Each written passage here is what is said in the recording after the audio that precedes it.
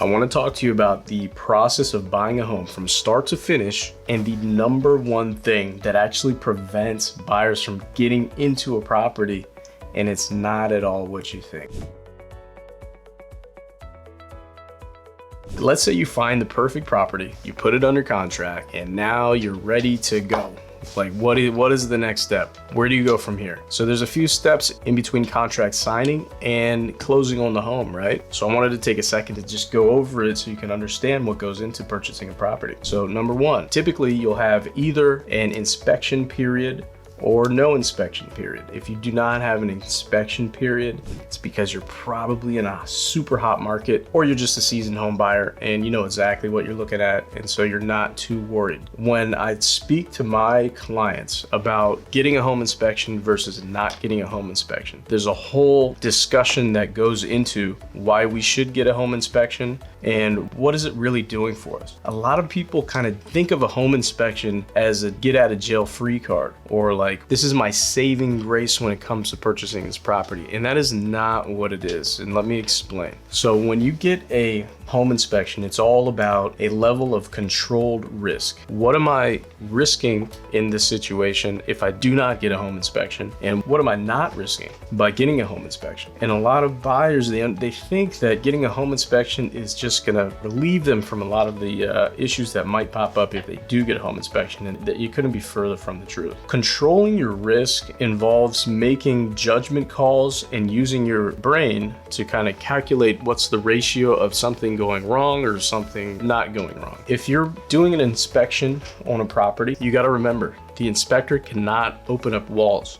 They cannot see behind the walls. They can only look at what they have access to. So if I'm looking at a studio apartment in DC, there is only so much that the inspector as well as myself can see. If I've never bought a property before, if I'm just a novice all around, getting a home inspection might educate you the same as YouTube might educate you, or reading a blog might educate you. But there's only so much that could really go wrong in any home, whether it's a studio apartment with 4 walls or a 5,000 square foot mansion. Now, when you're buying a larger asset and you're getting an inspection, that also takes more time. I mean, it's an increased upfront cost. And so looking at an inspection like a get out of jail free card, it's not what we want to do. We want to look at it as a controlled risk. If we are jumping into something and we have the funds available to us, and let's say the asset, it needs a lot of work, how much work does it need? A condo, you do not have to fix the roof. You do not have to care for certain utilities in certain cases. You do not have to worry about windows in most cases. So all of those major expense items are all of a sudden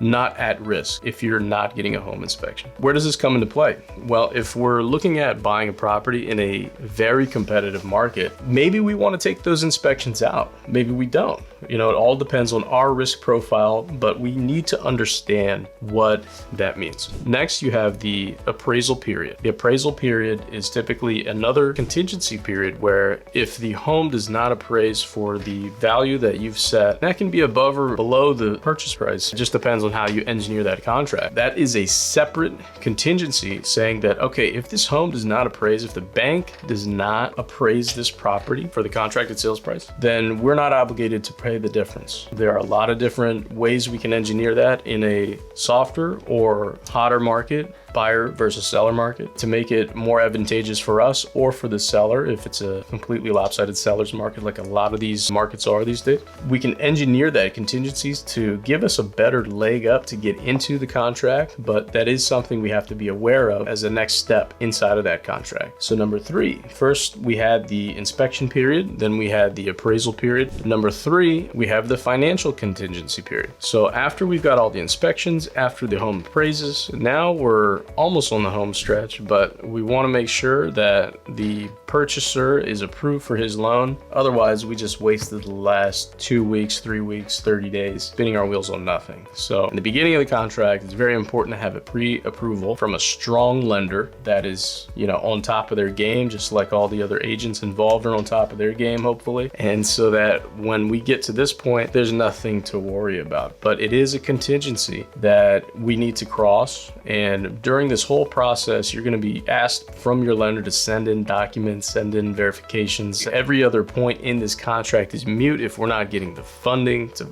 make this purchase happen. So after that contingency is met, now we're on the home stretch and we're getting to closing time. The next contingency is sending in your money. Signing the dotted line so you can get into the property. It's really just a 4-step process, not very complicated. There are a lot of nuance and a lot of different ways to engineer a contract to make it a successful purchase, to even get the right to purchase a property, because we live in a very competitive area nationwide. DC has one of the highest living areas, but it's also, if you look at the other major cities, the other major port cities around the United States, it also has some of the cheapest real estate, which is crazy to think about. We had a lot of problems in the 80s and in the 90s, and we kind of came out of that with flying colors. There's only one section of DC left that we look at as a growth market, an investment playground, and tons of investment opportunities in there, which have fantastic growth rates, but that's a whole nother video. Now, I wanted to talk to you about something that is completely outside of the under contract buying process, but something that so many buyers are falling victim to really shoot themselves in the foot and prevent any of this from happening. And it's the pre-contract preparation phase. And I'm not just talking about pre-approval credit, learning the loan programs, understanding what you're getting yourself into, but it is not taking the proper steps to expose yourself to the product. Let's just take, for instance, and I want to explain, let's take, for instance, always wanted to purchase a certain type of vehicle. I love Porsches, I love German cars. Let's say you never take the opportunity to go to the dealership and look at these different cars. What's the likelihood that you're actually gonna pull the trigger on one? One of the first steps that I highly recommend is to start going to open houses, not just for a waste of time, but to really understand. You know, I could say, hey, I really want a pool, or I really want a master suite that I could fit a California King as well as my office in there. I could say all that, but until you go and see it and really see yourself using those amenities, experiencing that type of kitchen, experiencing that sort of layout, understanding what it looks like in the early morning or the late evening with east facing windows versus west facing windows at whatever side of the property, until you really go and take a look at them and experience that, you're not going to be able to put yourself into the shoes of a person that is making the purchase. You have to go and see it. I joke all the time about, you know, we still can't buy real estate on Amazon. And even if they tried to sell me a house on Amazon, probably not gonna buy it. So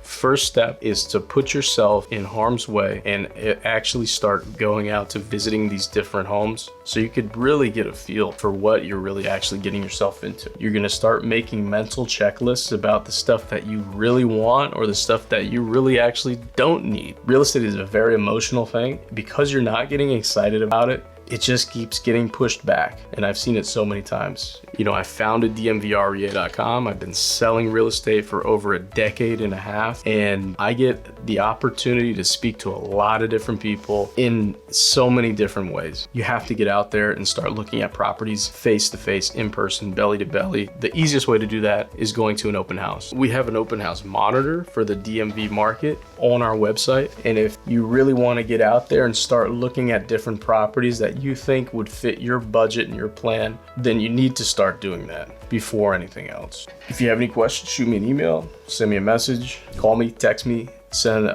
call my director, Dennis, send him a message, emails, fine. The links to everything is below. Again, my name is David Adebayo.